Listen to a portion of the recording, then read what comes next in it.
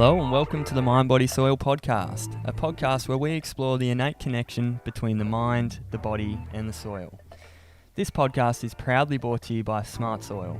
Smart Soil is an online education platform creating courses and providing resources from farmers for farmers. Join us as we share the stories and experiences from those dedicated to regenerating ecosystems, communities and human beings. This week on the Mind Body Soil podcast, we're with Stuart Andrews of Tarwyn Park Training and Forage Farms. G'day, Stuart. How are you, mate?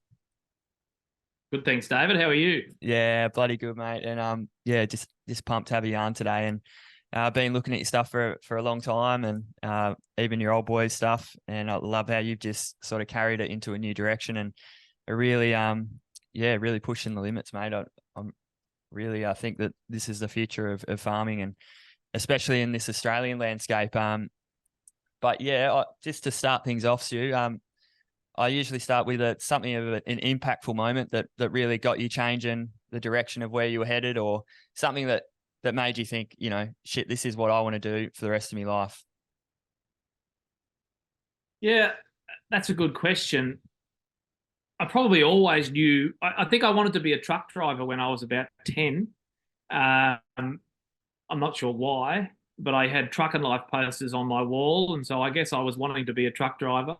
By the time I was about 13 or 14, all I ever wanted to do was to be on the land, on the farm.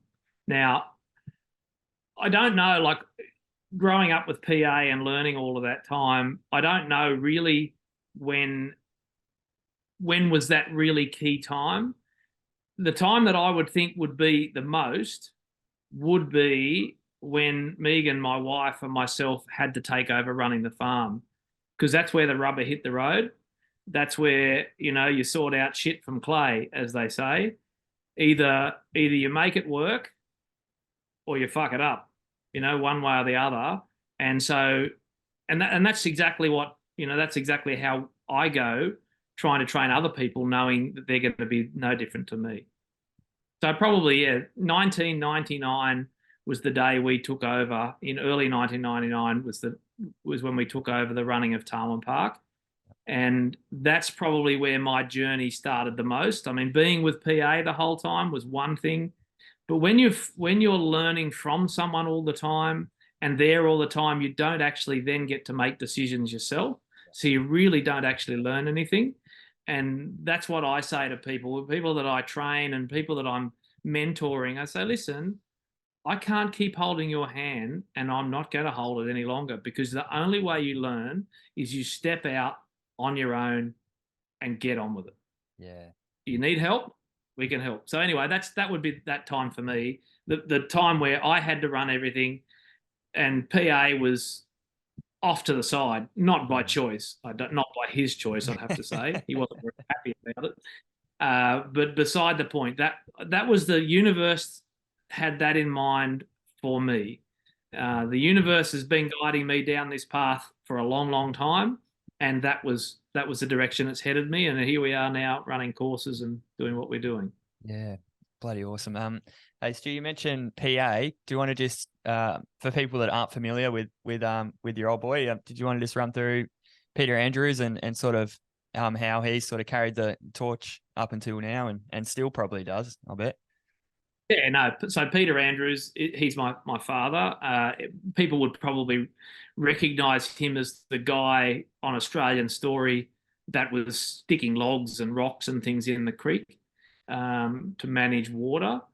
And he started all this off. So he's been banging on about this now for about 50 years. And, probably talking to government, trying to get them to realise how critical this information is. The unfortunate part is most people recognise him for that creek work, dumping rocks and things, which is only a very, very small component, and not even the most important component of what natural sequence farming is. So he really started, his journey at Tarwyn Park in the Bylong Valley in New South Wales. And although he'd trialled stuff when we were in South Australia, it wasn't until he got to Tarwyn Park that he really opened things up, because he had a property there that was considerably degraded, and he took his skills from both growing up at Broken Hill and then what he learnt when he was in South Australia, and he put it into practice on a floodplain, and he really started to look at the landscape. And that's something I really want people to think about, is that what we're talking about is what the landscape does by itself. This is not PA's idea. This is not my idea. This is the landscape. The landscape built in this way, all we're doing is mimicking that to help it do what it needs to do because of our farming practices, as in farming in general, everybody's farming practices. Hey guys, David here from Smart Soil EDU. SmartSoilEDU.com is the place to be for all your latest and greatest regenerative agriculture courses, free media content, town halls with experts, and heaps of other exciting stuff. Make sure you head on over to SmartSoilEDU.com and become a part of the tribe. See you next time. So what is Tarwyn Park, Stewie, and what are you guys doing nowadays? Yeah, so we started when I took over the property Tarwyn Park, or Megan and I took it over. Whilst we were there, we started a training program. That was back in 2012. We started the training program there while we were still at Tarwyn Park, and Tarwyn Park is really the primary place where PA did all of his learning. And so we were running courses there. The difficulty we found is that people would say, "Oh yeah, but this is different to my country. I got steep hills, or I'm dead flat, or all of these different things." I mean, people come up with all sorts of excuses why not to do something, and what I work on doing is minimizing the amount of excuses they can have, so that they actually get in and up doing it. Anyway, we started there. That was probably more about me than anything else, because I was familiar with that landscape. So I felt comfortable teaching people about how that landscape functioned. Remembering that the whole time we were starting this training, I was still learning. I still am learning now. I'm still learning, because that's part of the understanding of NSF or anything. It doesn't matter what it is. When you start teaching other people is really when you're learning the most, because you can learn stuff and go through it and do it every day. You don't really know what you know until you have to tell somebody else, and then you learn. And then other people question you to see whether you're full of shit or whether you're not. And when you have to come up with the answers and show evidence of it, then you really start to realize how powerful it is. So we started this training program simply because for years I watched PA either bring people to Tarwyn Park, or he would go and do talks for people in other areas. And what I could do is I could read to see that audience stood there or sat there with a blank look on their face. They liked what he was saying, but they just could not understand it, because here's a guy that's been doing this for 30 or 40 years. He's moved long past these people, and his ability to understand where they're at meant that he didn't have the ability to use language that they could understand. Now, I don't believe that I was given his gift, and his gift is that he can see the landscape in a way that nobody else can.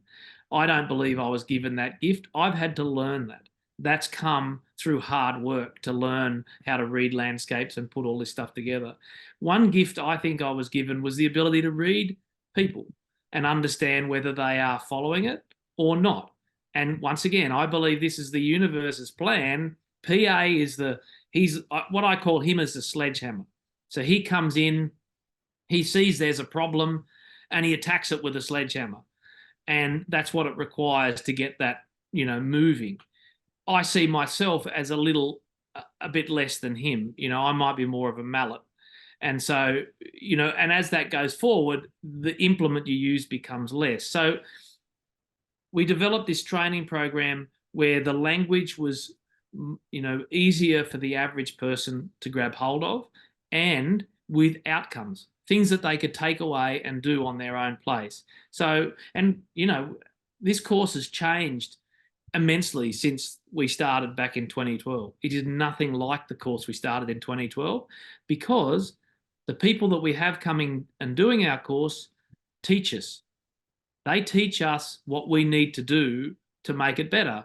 We take that on board and we make changes. And that's how everything should be. And it should be the same with a landscape. Never, ever do you just set it down, oh, I'm just going to do this and stay with that. It should be forever changing. There's always new information. There's always better information. There's always different ways of doing things. You should never eliminate anything. Anyway, and that's what we do in the training. So principally, I guess that's what we do. We offer field days, which are like, broad overviews, very simplified for, people really with the zero commitment. They can come along and listen to this information and go, oh yeah, that sounds all right, or oh, these blokes are nuts, whatever. It doesn't matter, but it gives them an easy, a safe place. Yep. They come along. Then we also do a one-day workshop, and that's for those people who are either not in a financial position to do our 4-day course, or don't need to do it because they have only 20 acres or 10 acres or 40 acres or something. And so they're not generating an income from that. And so they really can't see the value in spending the money to do a 4-day course. So we have a 1-day course for those guys. That's only new. That's only something that's new this year. And that's what we'll be bringing over to you guys in WA, to give that the access for those people that don't want to be spending the full amount for 4 days, or can't give 4 days of their life either. Yeah. And then we have our 4-day course, which is everything. And then following on from that, we have our advanced course for those people who are, wanting to go out and do more construction, typically go and do construction for other people. Because there's so many elements to this that you've got to be able to break it up into sections that people are capable of understanding. And what we have is a rule in our training where you must tick this box before you move to that one.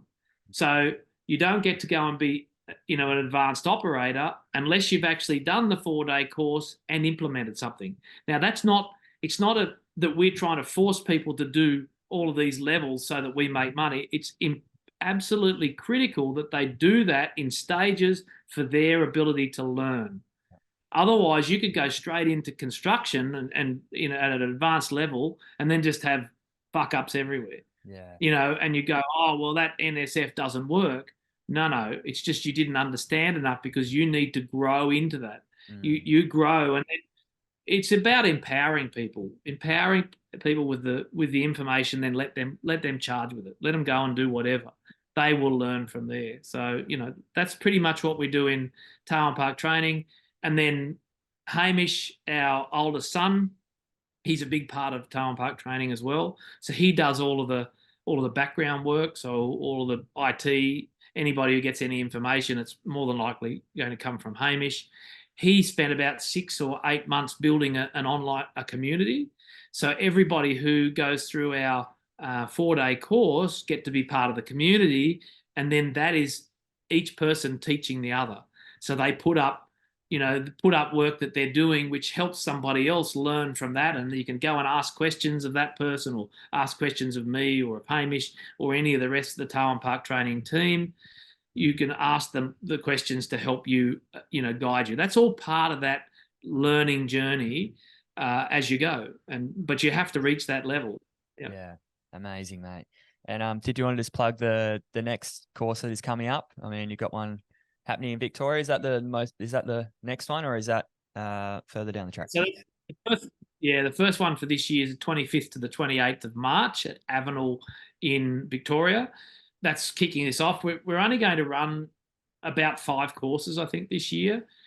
2 years ago, we ran 16 in the 1 year, and I nearly died at the end of the year because we run 2 farms as well as running a training course. So I said I will never do that again. It's too much work. So we're trying to get that balance, which we never actually succeed in doing, mind you. But if I'm not alert, then I'm not giving enough time to the people that are coming to our courses. So we'll only do about 5 courses this year, probably.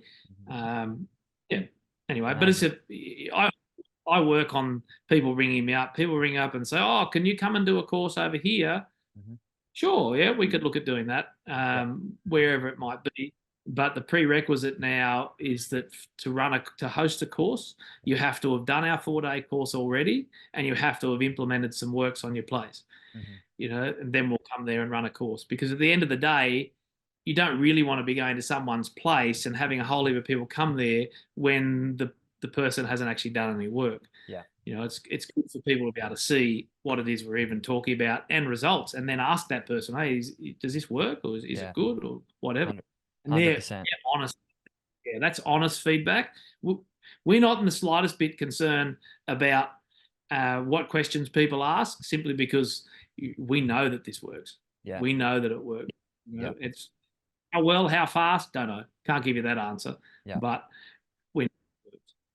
Amazing. And for the WA crew, we are looking at getting Stuart and the Tarwyn Park Training crew over west later on this year, around October. So yeah, keep your eye out for that, and there'll be plenty of stuff coming out in the social. So we're not missing out. He's finally coming out here. So awesome. So Stuart, what is natural sequence farming, mate? From a sort of 10,000 foot view, and then I guess we can dive into some more of the fundamentals as we go through the chat.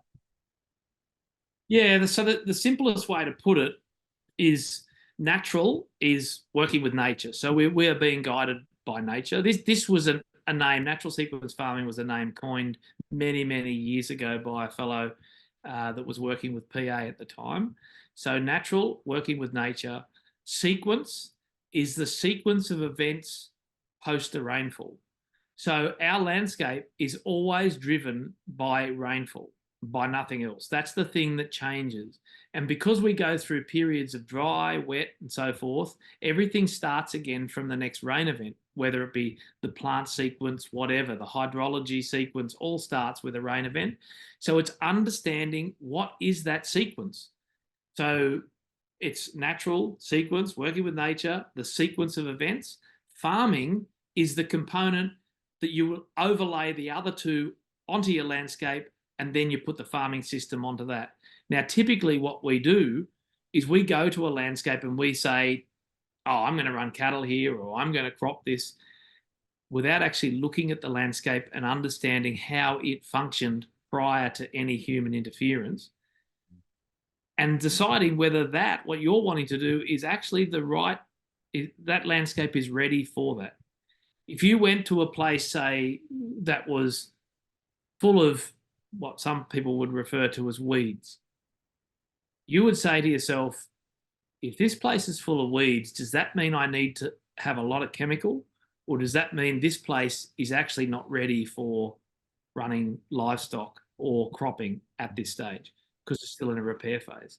So it's understanding those. So that's the simple terms for natural sequence farming.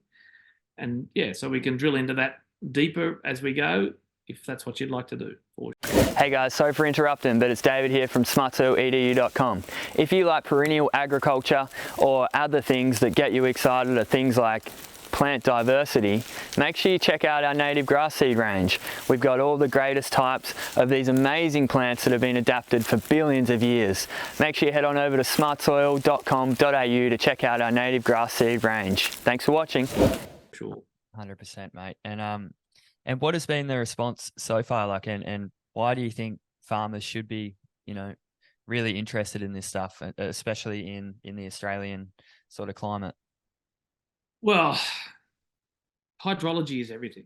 At the end of the day, if you don't have water in your landscape, you can't grow plants.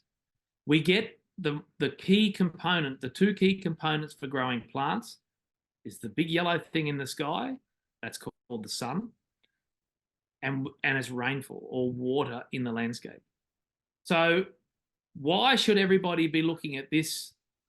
Because they should understand how their landscape functioned before somebody decided to overlay whatever production system it is that they've got currently working on that piece of land. And understanding that and setting it up so that you can manage water, and not only water, because remember, water is a vehicle or a carrier for lots of different elements, a lot of those being the fertility in your landscape. So if you are managing water, then you are now managing the movement of the fertility on your landscape. or off of your landscape. And I think that's a big part that most people don't consider because you can't see it. When it rains and you see, dirty soil running off of your place, you can see that there's soil in that. There's fine clay colloids moving, maybe there's large particles moving, whatever. But what you don't necessarily appreciate is that there's also liquid fertility moving in that water. If we can slow down the speed that water is moving, then we've got a chance of holding that fertility and, worst case scenario, our clay colloids or particles on our landscape, rather than having them disappear out to the ocean, which is typically where most of our water moves to. So if we can do that, then the thing we need to manage first is gravity, because gravity is what's moving water. So now we can't actually manage gravity. The easiest way that we can manage it is by managing the water. So what used to do that, because we talk natural, what used to do that prior to humans? Plants. All plants played a role, and they were established by the hydrology. They then managed how water moved across or through the landscape. So water, when rainfall comes, let's say we've got a property that has a good infiltration rate, and they'd be few and far between, but there are some well-managed places that have got a good infiltration rate. But those places still will lose fertility, except instead of losing it off across the surface, they lose it down through the profile of the soil. And so the water still moves down through the profile. With it, it takes some of that liquid nutrient from the surface. So it'll move that down, then it'll hit a hard layer, whether that's clay or rock, and then it'll start moving sideways. Now, if we've got a good biodiverse plant population, the plants go down, they tap into that, and they bring that nutrient back to the surface. So you minimize the amount you lose. As soon as it's moving through the profile of the soil, at the very least, it's slowed down. So that's a positive. It's slowed down how fast it's moving, and it gives it a chance for the plants. But if we don't have the right plants in the system, we're still losing it. So there's a lot of places out there that are doing great work. They're increasing their infiltration rates, but they're still losing fertility because they don't have the right plants in the system. So we talk about subjects that a lot of people don't want to talk about. And we talk about plants. All plants, no plant is out. They're all part of the system. And the key is that we need every plant possible to rebuild a landscape. We cannot do it with individual plants. It just won't work. Never has, never will. Yeah, that's huge. And the way that you framed that water moving through the landscape, I've never even thought about it like that. My head's over here just going. So that's the thing. That's the point. You are not alone. Yep. Nobody thinks like that. Nobody does. So you ask, why is it important? That's why it's important.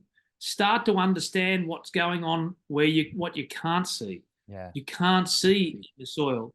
But if you work on the basis of gravity, the gravity hasn't disappeared just because it's gone below the top layer of the soil. Gravity is still there. It's still mobilizing all of that stuff. It's mobilizing water. It's mobilizing fertility.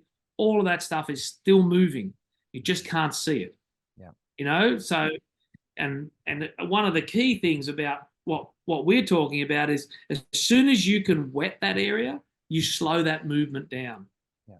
And then you get the plants in the system and they manage it from there. Then anything you do is not important because the plants manage it. Yes. This is a system of eliminating people, really, in some ways, because if you manage the plants, that's your only role at the end of the day, is just to make sure you've got the right plants in the right place at the right time. Yeah. And stop getting in their way. Allow them to do it. It becomes very easy. Yes. And do you think that's part of why people don't want to hear that? Because they want to be the one calling the shots, per se, and trying to always impart their sort of philosophy or their methods onto the landscape? Is that what you see the resistance being? Or if you look everywhere, it's always about control. Humans seem to think they are some higher species that believe that they should control everything. I just tell people the dumbest species on the planet are humans. If you want to know anything and you really want a good answer, go out and ask an animal or ask a plant, because both of them know a lot more than we do. Yeah. Because we've got all these other things that are interfering with our ability to think. Remove all of that shit and go back and look at the landscape, and you will know a whole lot more. But, we don't. We're too busy rushing around, and we like the control. And the reason we like the control is because it is necessary under the system of production that we are running. Yes. So it is necessary to do that. Farmers do not get paid enough for the food they produce. Therefore, they must go down a line where they are controlling everything so that they can have some hope in hell of being financially viable at the end of the day. Yeah. Now, it needs a whole revamp. That system needs a whole revamp from the eater all the way to the farmer. Yeah. And it can't be done by just one or the other. It must be done by everybody. Amen, brother. That's yeah, and I hear that. That's a theme echoed through every conversation, I bet, is like, yeah, get out the way and let nature sort of take its course. And the control thing is so huge.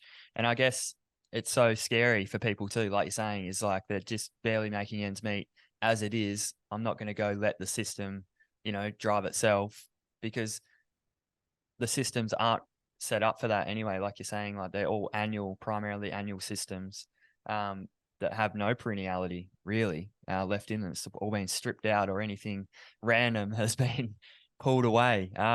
So where would you suggest? I mean, what is the starting point for people going, shit, this makes sense? I want to learn more about this, or what would something that you could offer them to go and have a look at their landscape and to sort of, put things together? I think the best thing anyone can do is get your ass off the seat when it's raining, get outside and watch to see what your water's doing. No one does that. They all sit in the house having a cup of tea or maybe something stronger, who knows. You will learn the most by getting out into your landscape and watching to see what happens. Go out in a rain event. Look, doesn't matter if you live in town. If you live in town, go out to the gutter and have a look at the water running down the gutter. And what you'll see is all of this organic matter building up and creating a little pond. The whole time, even on concrete or asphalt, nature is trying to build these little structures so that it slows down the speed the water's moving, ponds it up, and then old mate comes through with his street sweeper and sweeps it all up, and it's all gone, and it's stuffed again. Yes. You can learn so much from that.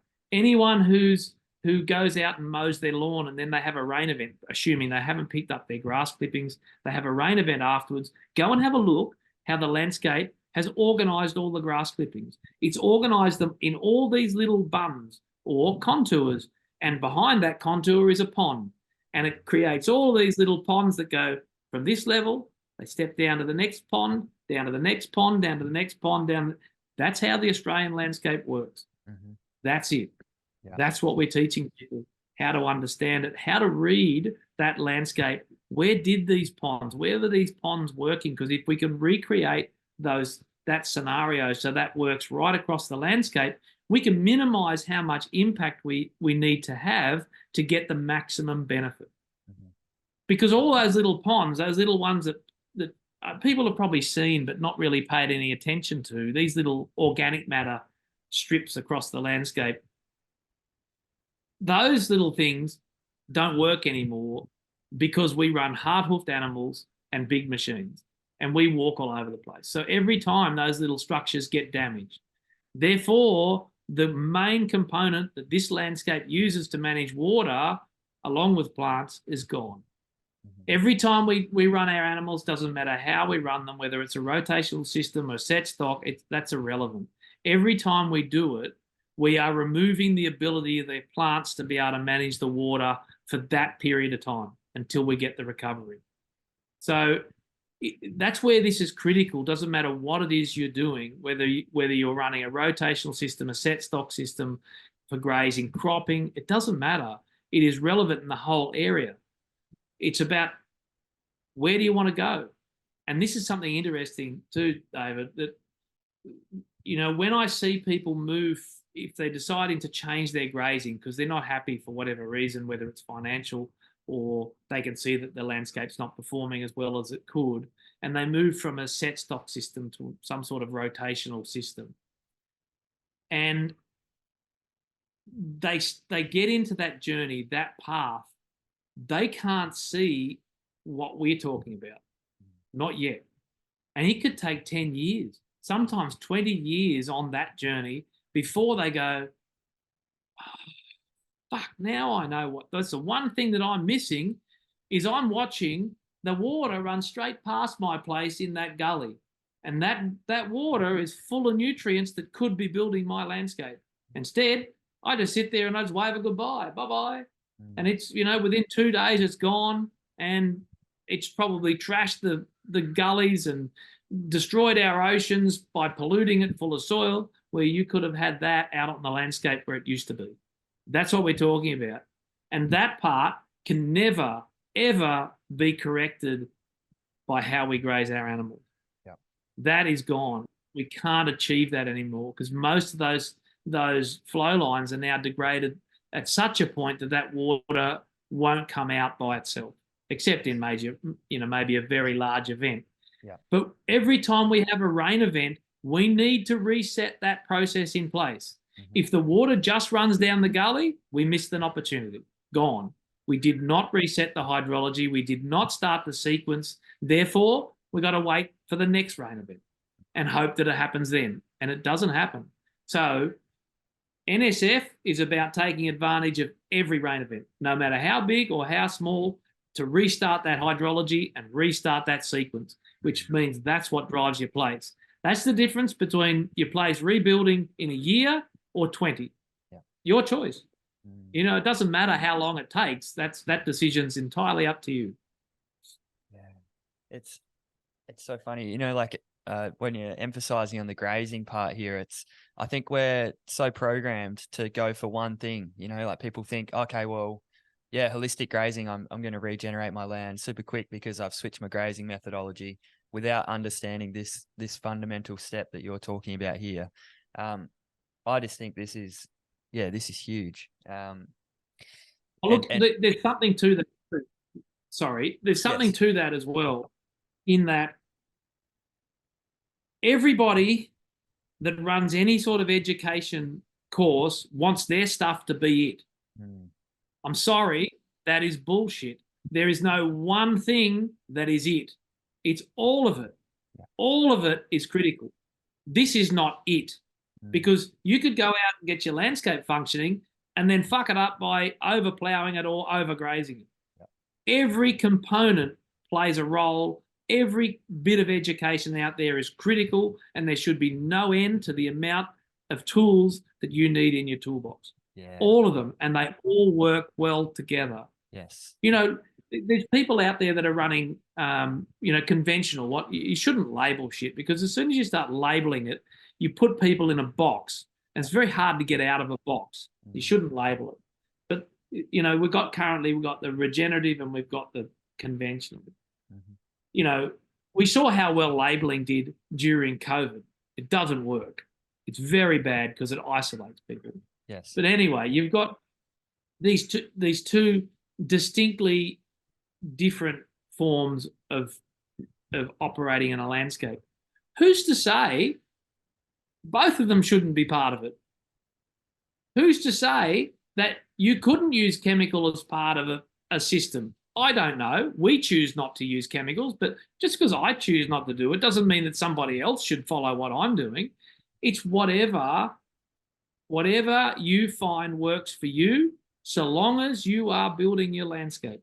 Yeah. If you were able to achieve using chemicals or artificial fertilizers and you can build your landscape, then fan-bloody-tastic. That is the end goal. I don't go out there telling people you got to do this or you got to do that. No. That's a management choice. Yes. That's your choice. That's your choice. Only you know your financial situation. Only you know your personal situation. Only you can make that decision. All I say is do not limit the amount of tools that you have available to you. Yes. Use every bloody tool you possibly can to help build your landscape and making it healthier. Yeah. And that's something that is, I think, so valuable. Really what you're saying is freaking open your mind and be open to the possibilities of all these things. Because I'm guilty of it, and we have been. I think everyone is in some sense, because you want to find your tribe, you want to identify with, well, I'm this person and blah blah blah. Fill in the blank. But what you're saying is incorporate it all, bring a little bit of this and a little bit of that, and see what works. And we did talk about this the other day. In sort of in what is holding back this regenerative movement, for lack of I'm putting a label on it straight away here, but just so people know what we're talking about. What is holding that back from spreading to the masses again is it is being put in a box. So how do you think we overcome that, and how do you think we get this message to a broader audience?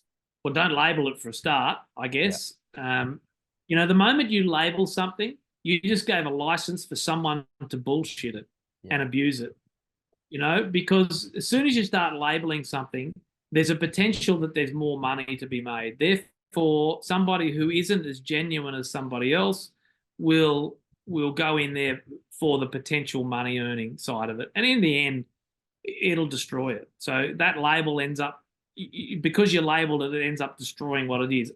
That's the challenge, though, isn't it? I mean, if you don't label it, then how do you differentiate what you're doing to somebody else? Yeah. I'll tell you the way you bloody do it is that you go about doing what it is you do best, and you go about trying to market whatever the hell it is that you're doing the best you can.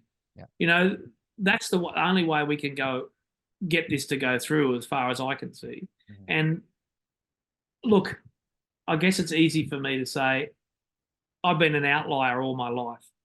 I've never had a tribe, even within the people who you would now refer to as regenerative, have probably not been our tribe, because we've been absolute, out on the fringe, because nobody up until maybe 10 years ago would ever accept that a weed is actually a good thing.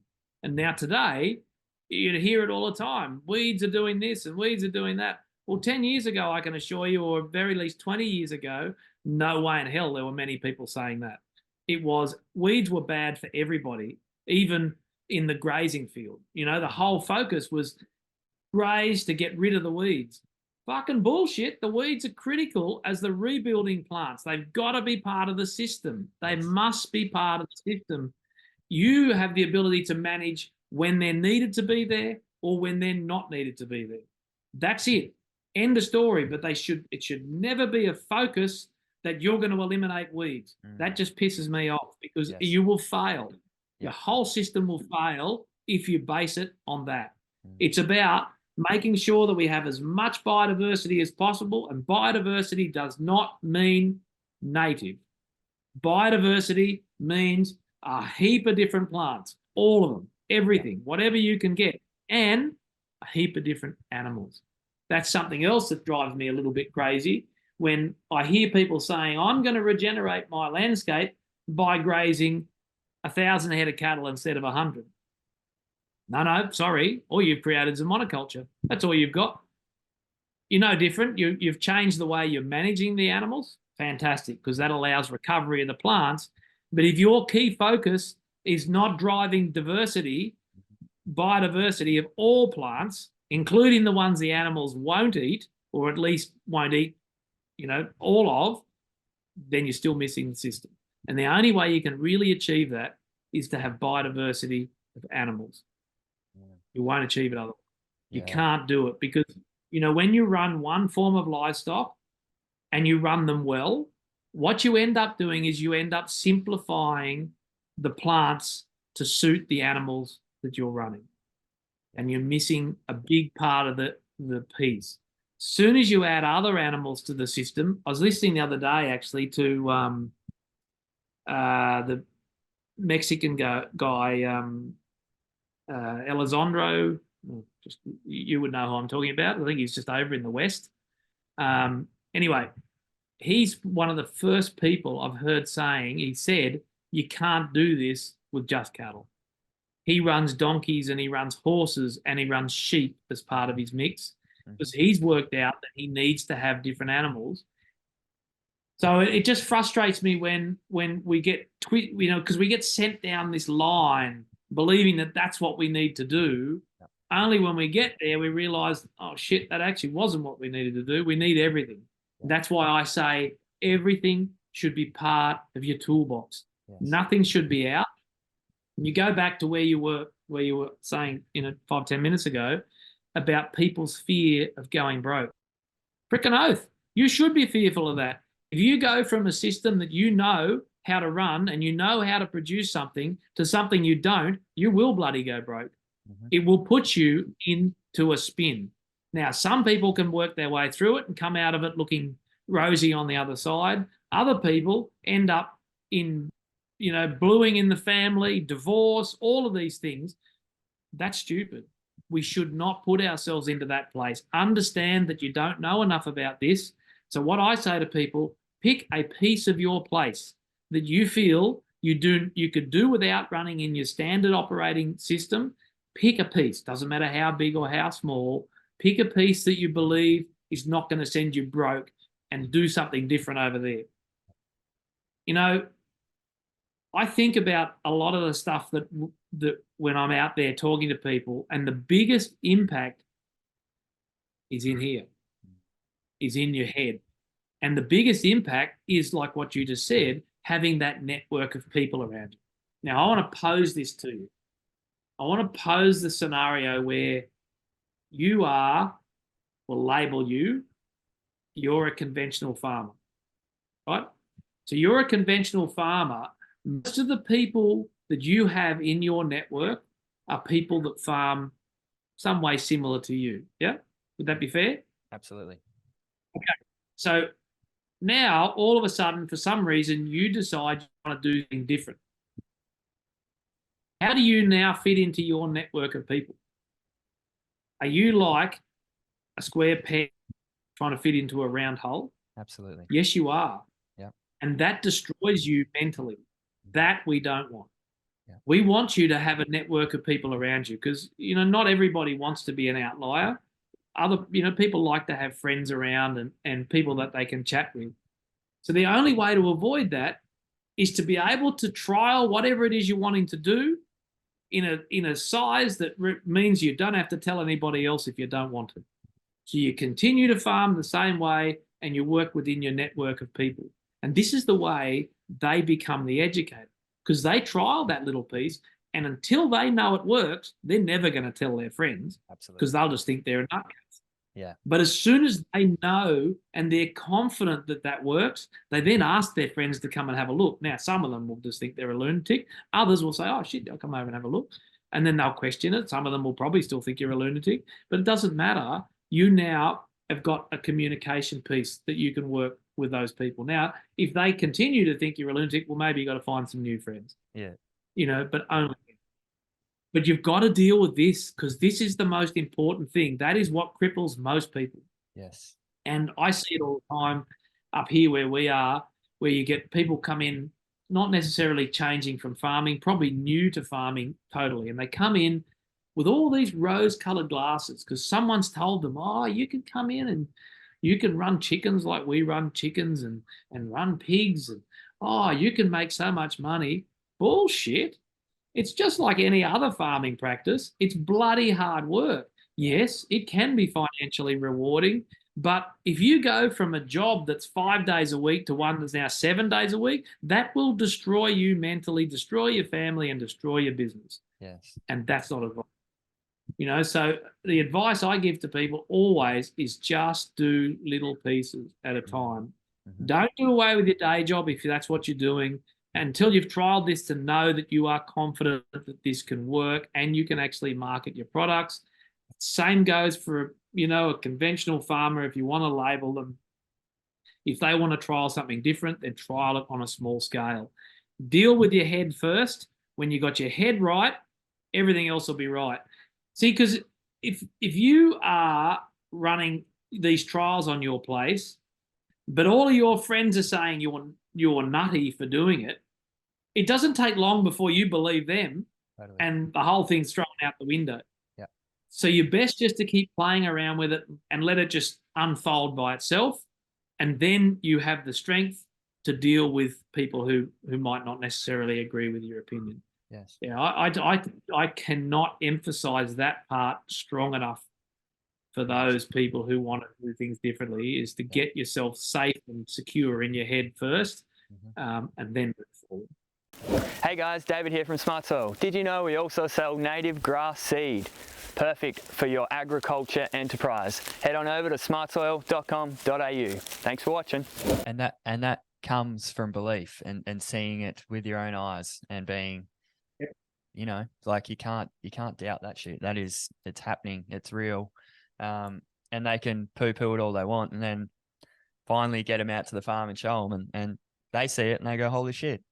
So I think if people are sort of, you know, on the edge or thinking about these things and like even before they implement it on their farm, go and have a look at someone else's or something too. You know, look at a system that has implemented it and see it with your own eyes. Like even we're out at Gillamatong in April last year and at Martin Royd's place, and I think your dad's done a lot of work there, and just seeing that place is, you know, it inspires you and it makes you realize, okay, well, this is what they're bloody on about. And if every farmer was doing this, or even a portion of that sort of that work, you know, it would totally change the landscape and our outcomes, I guess. Yeah, and the thing the thing of that place, Martin, is that he's got multiple things going on there. You know, he hasn't just done NSF. He's got, you know, his holistic management grazing going. He's got his animals moving around. He's got his animals moving fertility. He's moving fertility. Yep. There's multiple components that he's doing on that place. It's not just one thing. Yes. It's multiple. And you know, I was going to keep beating on about it. For those people who are out there educating others, encourage them to do everything. Do not discourage people from trying anything. Yep. Give everything a go. You should be open to all of that stuff because we need it all. Yeah. No, that's what we needed to hear, I think, and keep bloody bashing on about it, Stu. It's good shit. It's what we need to hear. Awesome, mate. So you mentioned keeping your mind strong. I'm interested to dive into, if you want to get a little bit personal, and you're comfortable going there, about how, because you seem like you mentioned you're an outlier. You mentioned that you're mentally strong. I mean, you run farms as well as do all this other stuff. So how do you maintain that output, and how do you stay happy, and do you have any practices or anything that assist you there that you'd be happy to share? It's okay if you don't want to as well. No, I'm happy to share everything all the time. I'm an open book. Anyone wants to ask me any question, whether it's financial or not, I really couldn't give a shit. That's the way I work. Ask anybody anything. They can tell me to fuck off, or they can answer the question. I don't care. That's the way I am. You can ask me anything you like. How do I remain strong? I think being mildly nutty is probably a great start. But the key is my family. My wife and our two boys, Hamish and Lachlan. That's my strength. Yep. You know, that's what keeps me going. That's what keeps them going. They're my real strength. You know, I don't need much else outside of that. Yeah, look, we go through times. We're at difficult times, just like everybody else. But for me, that's where my real strength lies in those guys. Yeah. What about I've got a point here about, you know, connecting to country and how you sort of read country. Is that a part of what recharges your batteries as well? Have you got is that important to you as well? That sort of connecting to a place, or is it more just the people piece? No, definitely. I mean, that's what I do. I'm out there, you know, in the landscape all the time, and being out there. Look, I feel at one with it. I feel hurt if I do something, and I've fucked things up plenty of times. Don't worry. You know, I've made decisions when I was, you know, in the early stages. I decided I was going to plough a paddock and put a crop of oats in. I think it was at the time, because that's what everyone else was doing. I thought, well, fuck it, I got to do that too because I need to do that, grow some oats to feed some cows. Yeah. And then we had a bloody 40, 50 mil storm and it fucking washed gutters down through it. I just felt gutted. Like it was horrible. And I knew that I did that. I was responsible for that. So I feel entirely in touch with this landscape. I can see stuff out there, which does it makes you more in touch with it because now you can see, and that's the part I guess that gets frustrating because I can see what needs to be done, and it's so easy. Yeah. I got to stop looking now. I can't even drive around the landscape. Yeah, that's what I got to do. I got to put blinker. I can't look because I just see the potential everywhere, and I can't be looking at that. So yes, definitely, I draw a lot of strength. I walk around here. They laugh at me. I walk around here in my bare feet because I like to be out, in touch with the landscape. Now you can't do that everywhere because there's so many fucking prickles because we've rooted this landscape so much that there's prickles everywhere. Yeah. But when you've got the landscape working well, there's only a few prickles. There's not as many. Up here, I guess we're pretty lucky being, not far off the east coast that you get a fair bit of rainfall and you tend to grow, unfortunately, predominantly grass, which is not what I want. I want some more prickles, but anyway, that's what you got. So those sorts of things get you in touch with your land. That's also a sounding board and a grounding for you to keep you, level-headed and know where you got to go. Amazing. Hey, Stu, can we talk a little bit about Forage Farms and what you guys do and where you started and how it's sort of progressed to where you are now? Yeah, sure. Forage Farms was born out of the training course, really, because I remember someone at one of our training courses saying to me, look, I get that you're telling me that weeds are a good thing, but how am I going to make any money if my place is full of weeds? And so I took that off and I went, shit, that's a good point, isn't it? Like for me at Tarwyn Park, didn't worry me that we had weeds. I could work around that, but I had to go back and think from another person's point of view as to how are they going to make that work. I might be able to make it work, but maybe what I need as a financial return is different to the financial return that they need. So how are they going to do that and allow because those plants are critical to rebuild our system. Those plants are the rebuilders. They're the protectors. They're the start of the sequence, and they are critical that they are there. Not only at the start, they need to be at the beginning of every sequence. There has to be a constant repeat. They have to keep coming, but maybe they come at lesser number. But we need to have those plants in there to help build that system. Now I've just lost track. Remind me where I was going with that. The question. We're talking about Forage Farms, Stuart. How Thank you. What it looks like. Yeah. Yep. So from that, I said, well, okay, what production system can we put onto a landscape where that landscape is telling us it's in a sequence where it requires the weeds to rebuild it? What do we do? Okay, what makes the most amount of sense? Well, a herbivore really requires a higher level of forage, being predominantly grasses, and they might browse on some of your weeds, but predominantly they need grasses for their weight gain and so forth. Therefore, that landscape is not really suitable or in a condition to take those animals right now. Yep, for whatever reason. It could be just previous management the year before. It could be management for the last 100 years. Doesn't matter. Okay, so what we don't want to do is stop the landscape from going through its repair process because that's what it's doing. So what do we need to do? We need to put in, because we call those plants primary colonizers. So those plants are the primary builders. They're the start of the sequence to start building everything. So what in the animal kingdom fits as a primary colonizer?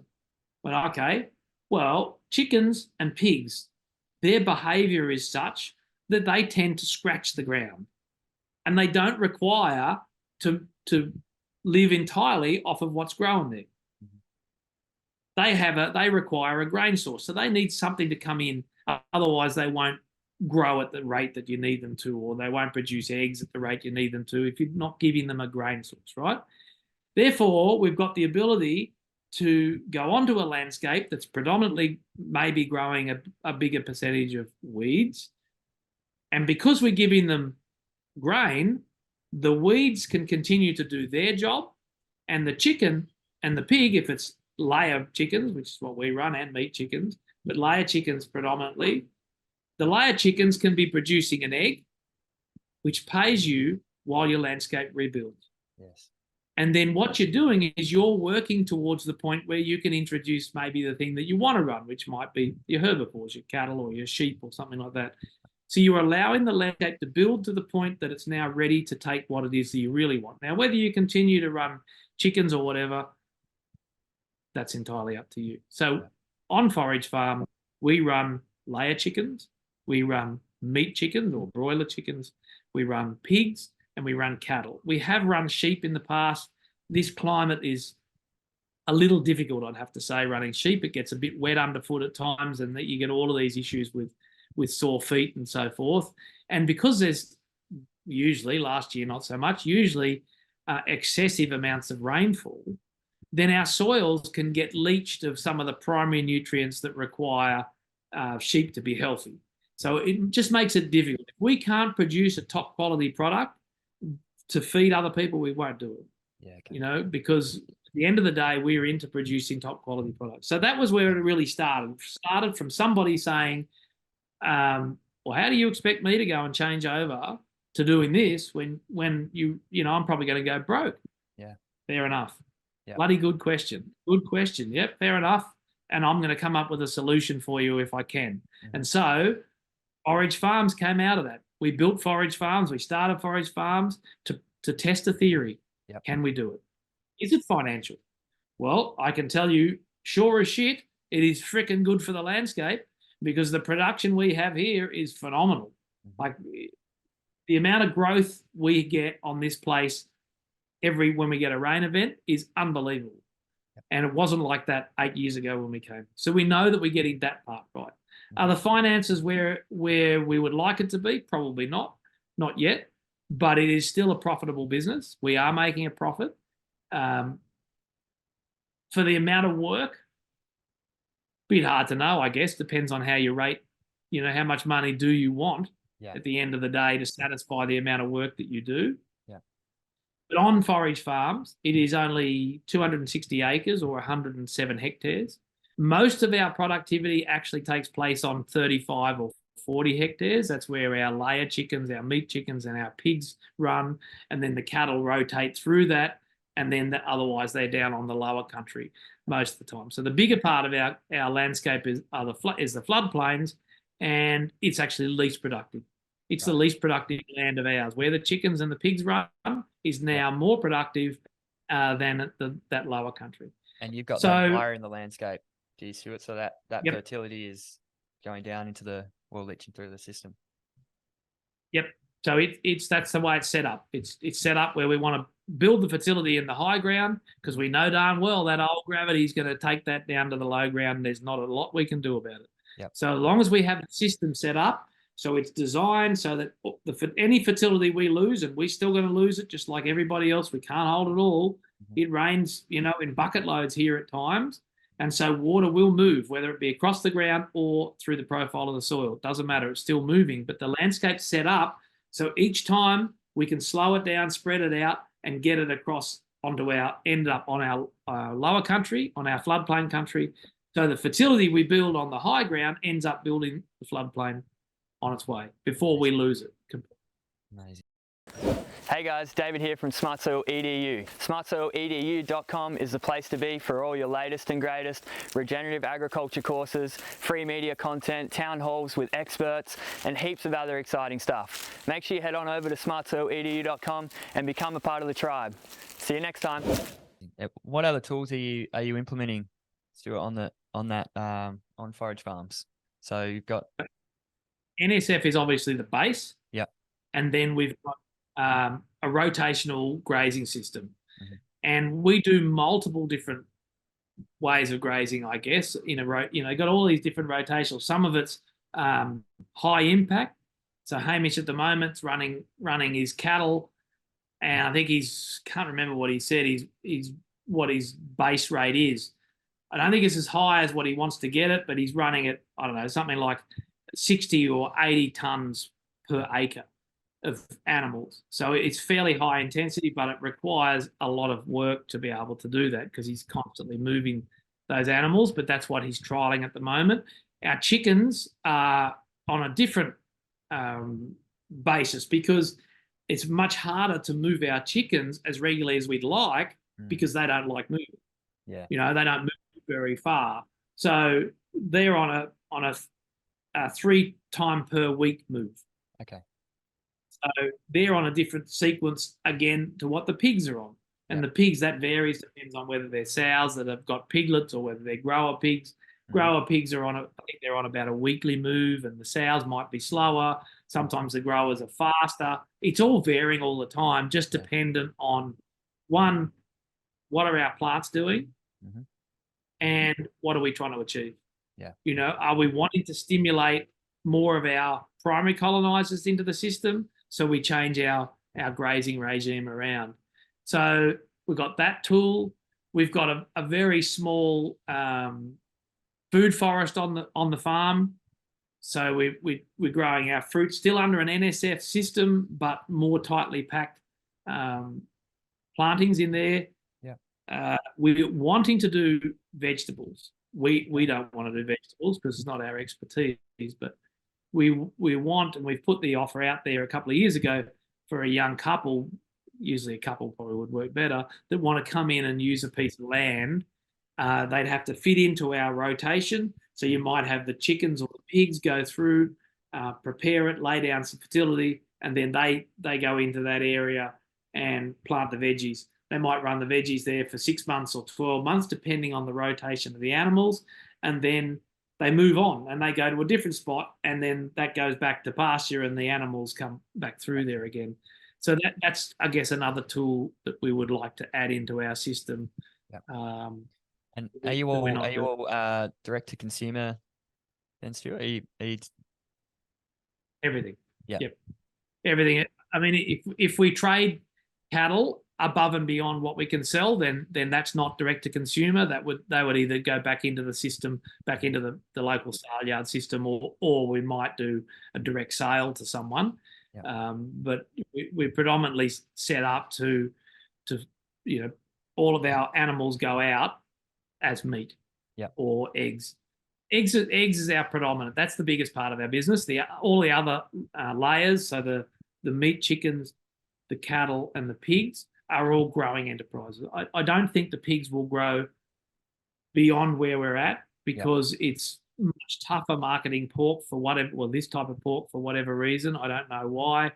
We haven't found that to be highly successful. So we're keeping that at a level that's not too much management for us, but it keeps another layer in the system. Yeah. The meat chickens are a growing enterprise. We'll be growing that, and that's something that we can rapidly turn up or turn down on demand. But everything is sold. Hamish set everything up. It can all be sold off of our website. People order online. We deliver it. So we do deliveries out twice a week, one delivery, or 3 times a week actually, once locally into the Gympie area, once down to Brisbane one day, and then the other days the Sunshine Coast. So we're delivering our eggs predominantly, and then people order meat boxes, we deliver that. If we can't deliver it to their area because it's not financial for us to be driving our van, whatever distance it might be to deliver one meat box, then we use a third-party courier out of Brisbane and they deliver it for us. So, but either way, people can order it and then have it delivered to their door. And what I would like to be doing is to be producing or working with people that are producing as many products as possible so that we make that delivery service make more sense.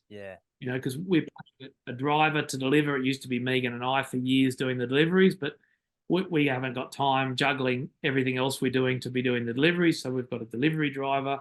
And so we can make his time work better or add an extra day for him with more deliveries if we can deliver more products direct to the door. There you go. He's putting the call out.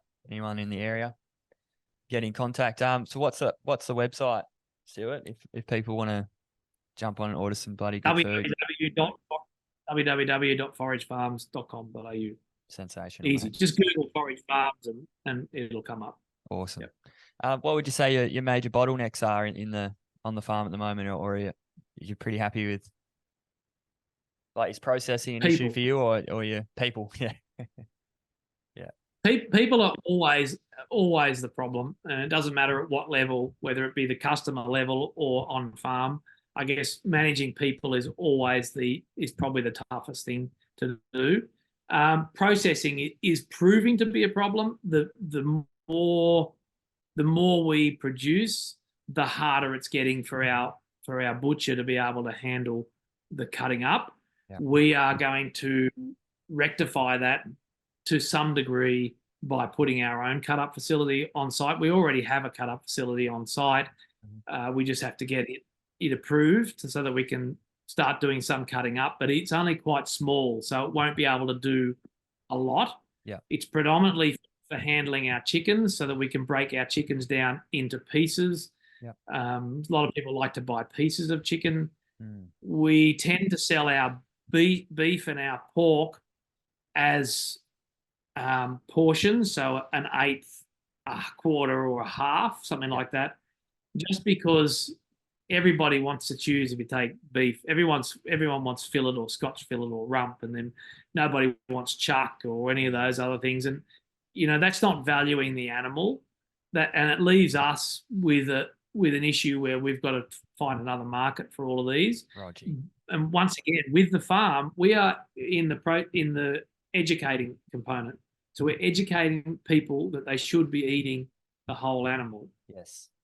So the only way to do that is to only give them the option to buy not a whole animal, but a component. Yeah. So they might take an eighth, someone else takes an eighth. Either way, we end up with the whole animal being consumed rather than people taking pieces. And so look, I think we choose everything that can possibly be the hardest thing to do. It's much easier to sell pieces, but it doesn't create the education. It's not educating the. It's staying true to what you alluded to at the beginning. It's not just one part of the system can change. It has to be the whole piece, doesn't it? And I guess that's what good marketing will do too. Sorry. And that's the other thing too about Forage Farm is that it ticks off, or it's trying to tick off, another level, and that is the level of educating the consumer. Yes. Look, the biggest problem I think we have with farmers or land managers taking up NSF or any of these different practices is, at the end of the day, receiving enough money for the product that they are producing. Mm-hmm. And the reason they don't receive the right price for the product they produce is the consumer has no clue about what goes into producing products on farm. And they have no clue as to what they should be paying to get a good product. Yeah. And they don't realize that if they are prepared to pay a little bit more for their food, then our landscape ends up in a healthier situation. Therefore, they benefit, because how we manage our landscape directly impacts our climate. Well, guess what? You guys in the cities or towns are going to be more affected by the climate than the farmer when it comes to food.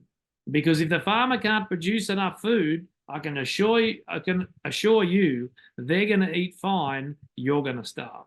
Mm. So unless you realize that, we need to get this sorted out from beginning to end. Now, I've been saying to my old man now for 20 years that if he really wants people to understand this, he's got to go and look at food, because that's where the basis is. And go back to his time running the farm, we ran thoroughbred horses. Now, when he went out talking to farmers, the only thing he could really talk about was thoroughbred horses and how they were a good indicator as to the health of the landscape by how sound they were. Well, most farmers couldn't give a flying fuck how sound your racehorse was. They wanted to know, how many kilos of beef can you produce? How many kilos of lamb can you produce? And how quickly can you do it? Because that's what makes sense to them. And so we need to be at that level where we're speaking the language that everybody can understand. The consumer understands that food is critical. How the food comes is critical as to how healthy they are or not. Mm. And all we need to do really is just to get that message out there, just like we do with Tarwyn Park Training. We get the message out there to the land managers and let them decide. We get the message out to the consumer that you can buy the standard food that you currently buy in Woolworths or Coles or Aldi or wherever it is. It doesn't matter. That's your choice. You can buy whatever you like. No one should force you on what you can or can't buy. But here's an alternative. The downside is this alternative costs a little bit more than what it's going to cost in Coles or Woolworths. Okay, but what's the upside for you? Well, this food possibly has more nutrient in it. Therefore, you can eat less. You can possibly be more healthy. And if that land has been managed right, it's probably having a positive impact on the climate. And so if you can start impacting on that, at the moment, we're looking like going down the line where we're going to get taxed. Every person is going to get taxed for something that is critical for the survival of this earth, and that is carbon. But the consumers don't know, because as far as they're concerned, carbon's actually bad. Bullshit. It's critical for all of our life. It's critical for us, and it's critical for our plants. We need that. So we're going to get taxed for a product that is critical at being in the atmosphere. Well, the consumers need to know that. They need to know that that can be easily managed by how we manage our landscapes. Yes. Their decision on what they buy, how they buy their food is the answer to all of it. Yes. Beginning and end. We get that right, solves all of the problems. Absolutely, mate. Hey guys, David here from Smart Soil EDU. If you're liking what you hear, make sure you head over to smartsoiledu.com to learn the latest and greatest in regenerative agriculture. Thanks for watching. Now back to the show. Here. I love what you were just trying to touch on something you said there about, you know, if the consumers are willing to pay, or the eaters are willing to pay a little bit more, it actually starts a positive feedback loop as well, because not only then the land gets healthier, and then the meat or the vegetables that they're consuming are actually, if they're going to go back to the same farmer, because that's what we would encourage, is find a local farmer, support them, and then it's actually going to keep improving, because their system is going to keep moving in the right direction. Therefore, their food is going to continually get more nutrient dense. You would imagine, obviously, there's a ceiling there somewhere, or we don't really know, because we've just been going the other way for fuck knows how long. I did want to ask you, if we want to get a little bit controversial, but you already went there about this whole carbon thing, because it really, really grinds my gears. And, you know, YouTube will probably censor us for going here, but, you know, stuff them. So with all of this chat around carbon, I mean, and your understanding, I mean, what do you think would be a better metric to measure in terms of gauging the ecosystem health? Because oftentimes we'll say, you know, we have a pollution problem, not so much a carbon problem. If anything, there's probably not. We want more carbon up in the atmosphere so we can grow more green plants and suck more of that good stuff in, and more animals. So where do you stand on this? And what do you think is a better alternative to possibly gauge, not to tax? I'm not saying tax everyone on based on their water usage or whatever, but although perhaps that could be an option. What do you think about all this, Matt? Okay, I'm gonna paint a picture for you, and the picture I'm going to paint is that carbon is 0.04% of the atmosphere. 100 years ago, it was 0.03% of the atmosphere. Anybody out there, whether you run a business or anything, if you start to look at the 0.04%, you'll realize that means fuck all to your entire business. Therefore, we are focusing on the wrong thing. If the 0.04% is going to fuck this climate, then we are in a whole lot more trouble than that, because what's all the rest of that percentage doing? Now, what is a larger percent of the atmosphere that happens to be able to do what they're saying carbon is doing? They're saying carbon is holding this heat in. So the heat from the sun comes through and the heat is being held in here, therefore it's heating the planet up. What's a greater percentage in the atmosphere that could do something similar? It's a question for you. What do you think it might be? I'm going to say water.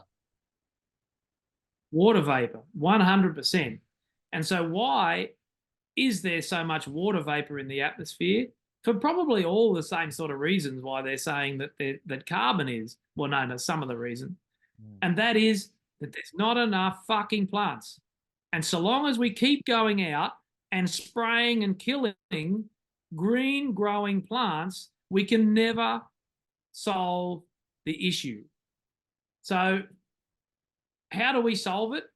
We solve it by growing more plants. The same thing, you deal with the same problem as carbon at the same time, if there's a problem, which of course there isn't a problem. If our carbon goes down to 0.02%, we're fucked. We've got no plants. They'll die. We need carbon in the atmosphere. Carbon must be recycled. This whole furphy about using fossil fuels and adding carbon to the atmosphere, one volcano adds that much bloody carbon to the atmosphere every time it goes off. There's no way in hell human impact are going to cause the same damage. Yeah. The way the landscape manages it is it manages by having more plants. More carbon dioxide, more plants. More plants solve both problems because plants cool the atmosphere. Through photosynthesis, they evapotranspire moisture out of their roots or out of the soil, or off their leaves, out into the atmosphere. Through that process, they trap heat, which is why on a hot day, you stand under a tree. You don't stand under the shed. They're both creating shade, but only one is cooling that environment. The shed cools nothing. All it does is radiate the heat back out again. When you stand under a tree, assuming it's not a gum tree, because they don't tend to do this all the time, if you're standing under most trees or most plants, but trees are better at it because they have a bigger green surface area, you stand under that tree, it is evapotranspiring, it's trapping heat, and because heat rises, it now goes up, which means what you're left with is cool. That's why you could be standing under a tree and feel a slight breeze. The breeze is because warm, moist air is rising up and attracting cool, but more air to come in its place, attracted to the cool. See, this is the cycle that goes up. That water vapor then rises up into the lower part of the atmosphere, and as soon as the sun goes down, guess what happens? It comes back down again, releases the moisture, which is what we see as dew or mist or fog, and it also releases the heat, which moderates the climate. That's why in a desert, it's fucking cold or fucking hot, because there's not enough plants. Now, when I drive around the landscape, all I see are deserts. Everywhere I go, they are deserts. Now, nobody else sees it like that, but that's how I see it. I was down at Charlie Arnott's here last year. We did a farm tour thing there. And I stood there and looked over the landscape. Wasn't not targeting Charlie's place. I was looking at the landscape in general, right? And we were standing there and I said to the group of people, what do you think we're looking at? Because it was nice and green, like it looked beautiful. All the grasses were looking fantastic. I said, we're looking at a desert. And they all looked at me and went, what the fuck's he talking about? He's finally cooked it. This looks beautiful. How could you call that a desert? I said, because this is predominantly one species of plant we can see here. And the moment our climate, our patterns change and we start to get drier or hotter, now you've just got a whole heap of dead plants. There's nothing green left there to evapotranspire to keep our landscapes cool. Guess what plants will still be green? When the grasses are all dried off, what plants are still green? What some would call weeds. Correct. Weeds or trees. Yeah. That's right. But the weeds are going to be there all the time and they'll cycle through. And the ability the weed has is that it can respond to a rain event. A tree can't. A tree takes 30, 40, 50 years before it's ever big enough to do what it needs to do. That's our long-term plan. Yeah. That ain't going to solve our problems for today. Yeah. All of these other plants, anything that is green and growing is going to do this stuff for you today. Every time we remove that plant, we just set it back. Yeah. I don't even know where we started, David. That's where we've got. We lit the carbon fire, and I'm quite happy we did because I'm learning too. I've got something else I want to say which might piss a few people off, but this comes back to mindset. Now, this is what I see. There's a lot of people out there, a lot of farmers out there or land managers that want to sign up to carbon projects and have. Now, in theory, and this is only my opinion, and thank God at this point in time, I'm still allowed to have opinions. And I really couldn't give a fuck if people like them or not. I don't care. But this is my opinion. That when we start signing up to carbon projects, we are admitting that carbon is a problem. That means we are putting a nail in the coffin of the carbon tax. We are saying there is going to be a carbon tax because there is a problem. All we're doing is agreeing that there's a problem, which guarantees there will be a carbon tax.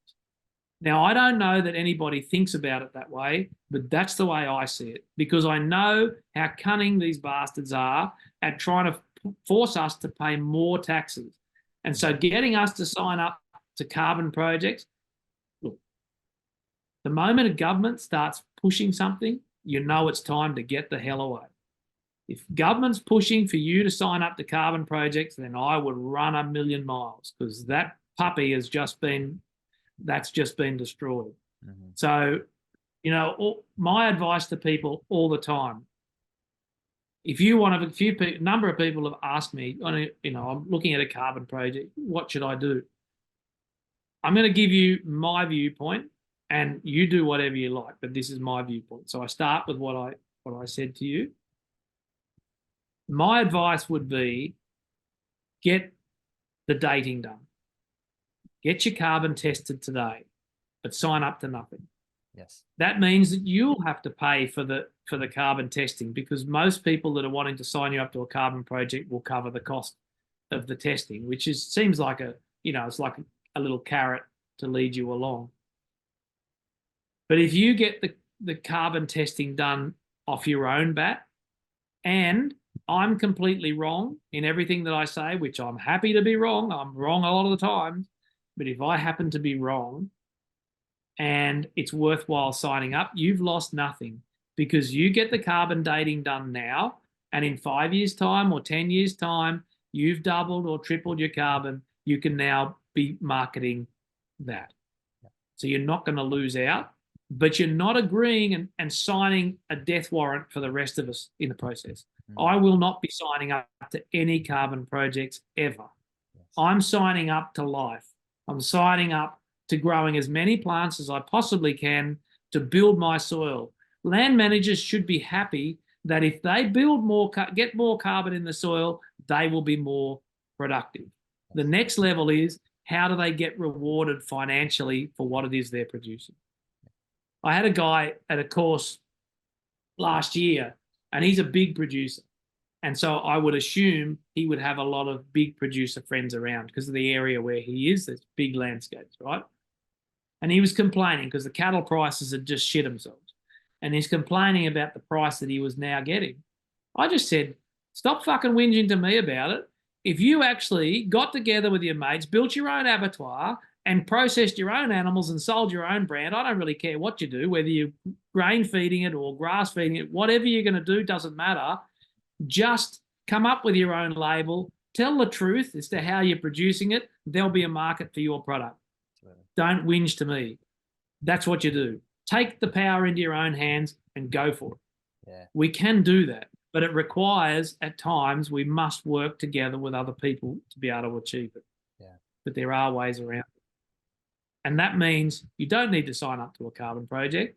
You could say to your consumers, what we are doing is we are looking at increasing our carbon storage in our soils so that we can produce healthier quality animals, but we finish the animals on grain. Who cares?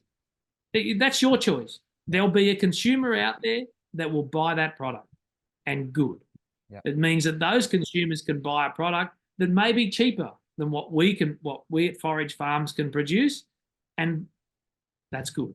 That's fine. If that's what you need to do, then do it. Absolutely, mate. That's take responsibility. We're pretty good at outsourcing that, and bloody good at whinging. That's for sure. Everybody wants to blame somebody else, me included. I'll look at trying to blame somebody else for something, and I have people come to me all the time saying, "Oh, what about this? This is going on or that's going on." I said, "What are you going to do about it?" Nothing. Well, then stop fucking talking about it. If you're not going to do anything about it, then stop talking about it. That's it. Unless you're going to do, if you're not going to do something about it, then just don't bother talking about it. Don't even give it the space in your mind. Yeah. If you're going to do something about it, then by all means talk about it as loud as you like.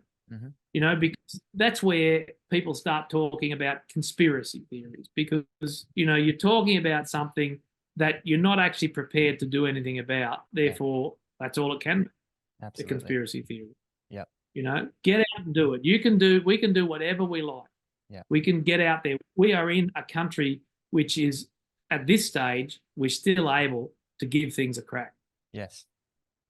Not until you realize that you've actually been successful that then you get pulled down. Yeah. You get encouraged to give things a go, but the moment you're successful, then you get pulled down. But that's the Australian way. I have no idea why that is the case, but you think about it. Like all of this stuff, I always say to Megan or the boys, if you want to understand how people think, look at yourself. Because we all think the same way. If you want to understand your buying, or if you want to be able to sell something, then let's say it's food. Walk into the shop, whatever it is, without thinking, and look at what you do. Yeah. Look at what you buy, and that tells you who it is that you want to. That's the market. Yeah. Because you are the test dummy. Yeah. You're it. And I remember when we first started, I wouldn't be a marketer's asshole.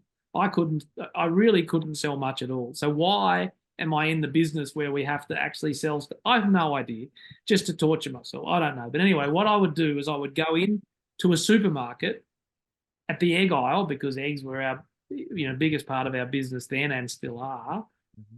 And I would watch what people did when they stood in the egg aisle where the eggs were. I would watch to see how they chose, what were they doing. And then sometimes I'd walk up to them and say, "Oh, so, what made you choose that egg?" I just did a bit of research, because understanding the human mind then allows you to understand what you need to do, what sort of quality the product needs to be to get that consumed. And there's only a certain amount of consumers for your product today. But as that progresses forward, there will become more. Okay. There'll become more of the people that want to buy that, whether it's because they like the way you're farming, or they like the fact that you look after the animals differently to other people, or God forbid they actually like the taste of your food, which is where I would want everyone to go. But of course, that's not where everyone goes. 100%. A lot of the time, it's based on price. Yeah. Anyway.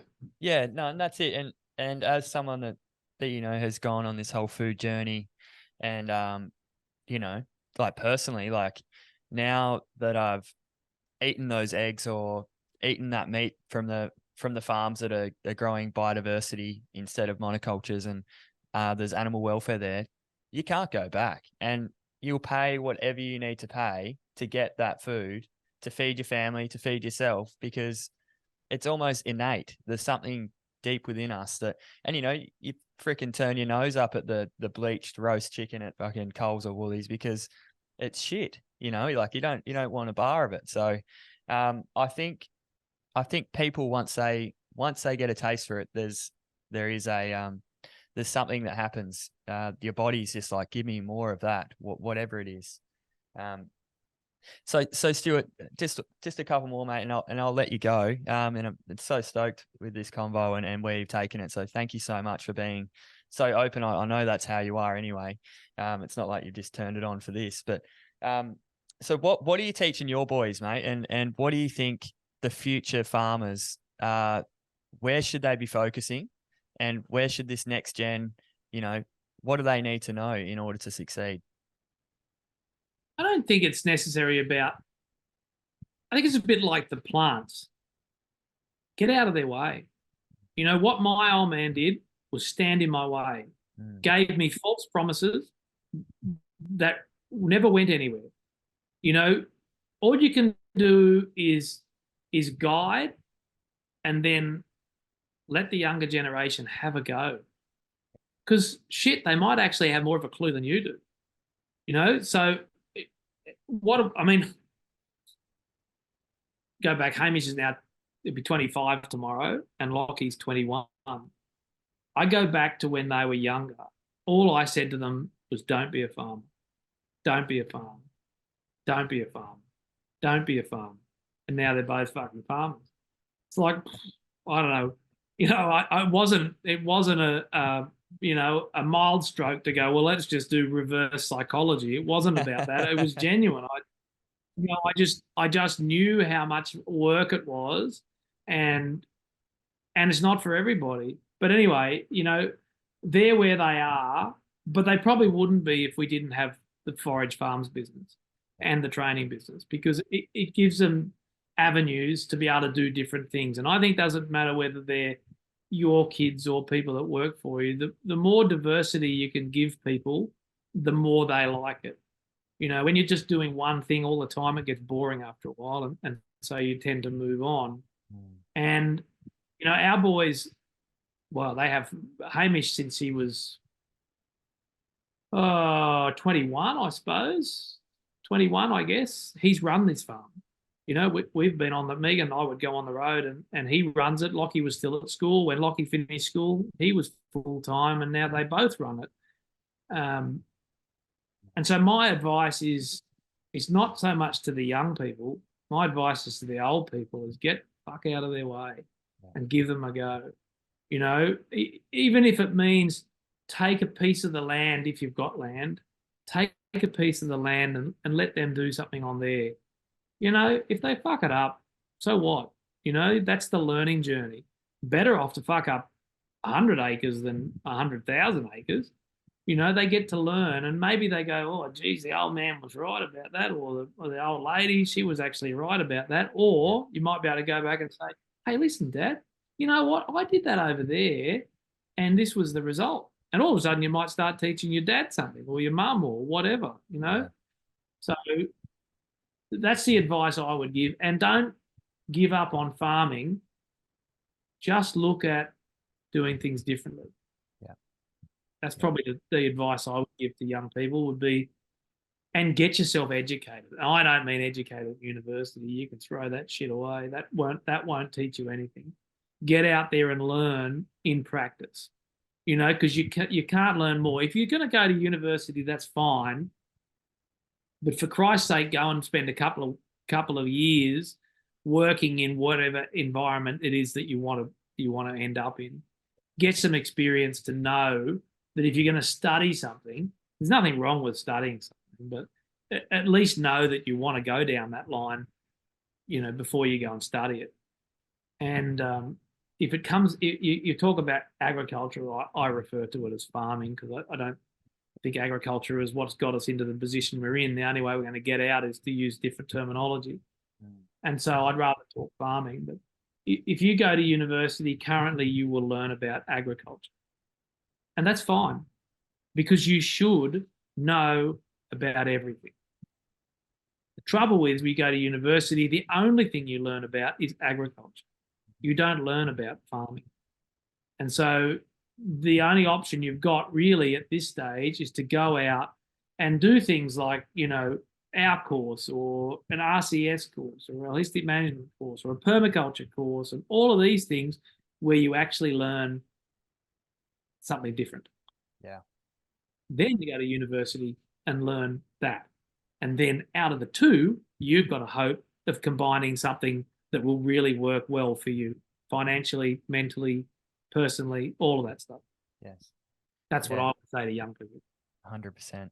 Or do one of all of them, like you're saying. And blend them all together. Yeah, so valuable, mate. And just so much gold in this conversation. And I really respect how you fucking shoot from the hip and it's something we need more of out there nowadays, people to step up and be brave and, it inspires my generation and us to keep going with what we're doing. So thank you, Stuart. I tell you what is a big problem that I see out there. Everybody, and I mean everybody is afraid of honesty. No one likes to be told honesty. I will always give you my honest opinion. You don't have to like it. You don't even have to agree with it. I really couldn't give you a fuck. I'm just telling you my honest opinion. My opinion might be nothing. It might mean nothing, but I'm just giving you my opinion. If we all went round, as long as we're sensitive, you got to be sensitive to people, and understand what's going on. You don't go out there and destroy someone who's already, in a position where they're not doing, I don't do that. Yeah. But I mean, if someone asked me, what do you think about my landscape? I just tell them. I tell them what I can see. And it's not a criticism on their management, their dad's management, anything. I'm just telling them what that landscape is telling me. And a lot of times people don't like that. But you know what? Nobody doesn't listen. Everybody takes that and they listen to it, even if they might get a bit cranky or upset at the time, because nobody really likes criticism, including me. But it's the one thing we need every now and then, criticism to ground us and make us more aware that we're not, in charge of everything and we haven't got everything sorted out. We still don't know a lot of stuff. Yeah. So no one really likes the criticism, but at the end of the day, they end up appreciating it because they go, oh, Jesus, actually, I'll go and have a look at that. Yeah. Oh, God, he's actually right. That is what I can see now too. I had never even seen that before. Mm-hmm. And that's why I say my old man was a sledgehammer and I'm a mallet. I can deliver it in a way that doesn't offend that person. Yeah. My old man offended everybody, because that was his way. Yeah. And that was what was needed. If you want to assimilate that back to plants, which I think is the easiest way to do it, if you can find the prickliest, meanest motherfucking plant out there, that's PA. You find the next plant that's not quite as mean as that, it's a little bit softer but still got prickles, that's me. You go and find another plant out there that's got no prickles or minimal, much softer, that'd be Hamish. And so the system goes. That is a succession in people the same as plants. And so everybody delivers a message in a different way. But PA, he was only delivering the message as he saw it. Maybe he was not a great messenger. That's beside the point. You need to look past the messenger and look at the message, because that's the only part that's important. It's never should be about the person, because every person is different. All of those mavericks, PA, Alan Savory, Bill Mollison, all of these guys are generally probably not really nice people, but they don't care because they've got an important message and their job is to deliver it. And then my role and others like me is to create that message in a way that other people find a little bit more palatable And so a few more people start listening, and then somebody else softens it, and then more people, Yes. It unfortunately takes lifetimes for that to happen. We are starting to run short on lifetimes is the only problem. Yeah. But I think it's escalating at a pace where we will see a lot of changes in the next 10 years, far more than we've seen in the last 40. Yeah, absolutely, mate. And yeah, part of our goal is to really shift that message and to, I guess, get that wide variety of messengers on here to deliver those messages that we need, and to sort of change out of that mainstream narrative, which is really only serving these major interests that are probably leading us up shit creek, and probably have done for quite some time. So yeah, mate, let's just, buddy, keep charging on and see how we go. Just on that, Yeah. I'd like to make a point of saying, because a lot of people target Coles and Woolworths and Aldi, these bigger supermarkets, and blame them for a lot of stuff, and rightfully so. The way they do business is not particularly, in my opinion, not particularly a great way of doing business. But just remember, they are a business, and they respond to making money because they have shareholders that expect them to make money. Yep. Mm-hmm. So their chief goal is to make money. It's not necessarily about building a landscape or making it healthier or whatever. It is about making money. And they make money because consumers come in there and buy products. It's only that the consumers don't know what's associated with that the farmers end up getting screwed by the supermarkets because the consumer wants a cheaper product. Yeah. So the likes of Coles and Woolworths they're all part of this as well. They're all part of the recovery as well. We just have to get the consumer demanding that they want these other products, and they're happy to pay for it. And for the people who are not, we've still got all these other products being produced. There is no reason we can't produce a whole variety of products for all of the people that want cheap, or they're happy to pay, someone else is happy to pay for a better quality product. It's not only one way, there's every way. And you can be sure as shit, all of those bigger companies will just jump on the bandwagon. They'll make money from the whole lot. Absolutely. No matter what. But at the moment, they can manipulate that to some degree because it's easier to take the cheaper food model than it is to take the better food model. Mm-hmm. Yeah. Amen, brother. Hey, Stuart, let's wrap it up, mate, and we'll leave it for part two. Any loose ends that I'm going to learn over at the training, which I'm super pumped about. Do you want to just rattle that off again? Next training coming up in Avenel, Victoria? Yes, so in Avenel in Victoria, the 25th to the 28th of March, we'll be doing our 4-day course there in Victoria for any of those people that would like to come and learn more about this. It's a hands-on practical course. We have theory component, but we also have practice. You'll be able to walk away knowing how to implement something on your landscape, which is our chief goal. I don't know that, I'd have to say, I don't know that we're as successful as I'd like to be in actually getting the on-ground stuff done, which is why we keep developing all these other components so that we can be better at making sure that this actually amounts to something happening. Because we can all piss around and talk about this stuff, but unless we actually do it, we achieve nothing. And I'm not going to continue doing this for another 10 years if we can't actually make changes, make our landscape healthier and our producers financially better off. Absolutely. Hey, that's our goal here. So, and if you've made it to the end of the podcast, I'm sure that you'd love to hear more of what Stuart has to say. So make sure you get along to that, whatever it takes, and stay curious, stay connected, and stay free. Thanks, Stuart. No, thanks, Dave.